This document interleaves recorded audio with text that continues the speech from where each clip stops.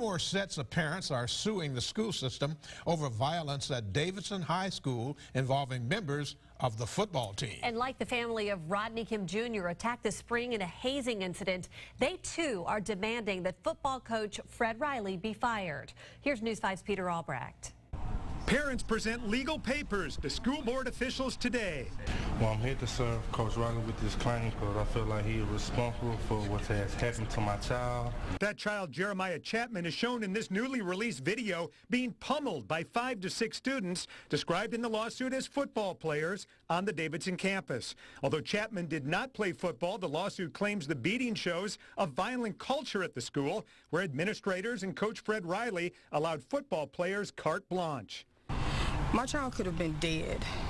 I could have been zipping him up in a body bag. A second student, a football player, Trey Shondetts, says Coach Riley witnessed 5 to 7 older players beating him in the locker room 2 years ago. He claims Riley chuckled and told the players to break it up. Riley then allegedly left the room and the beating continued. And it really needs to stop before someone's child ends up dead. In April, 8 Davidson players were captured on cell phone video beating freshman player Rodney Kim Jr., breaking his arm. The 8 were eventually expelled and criminally charged, but the school system has not disciplined Coach Riley.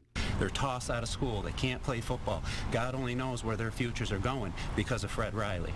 These boys have been held accountable. They've owned up to their wrongdoing. So now it's time for Fred Riley to be held accountable.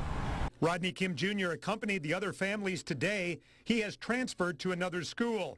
Attorneys say there are other videos of beatings, but players are afraid to come forward as long as Riley is coach.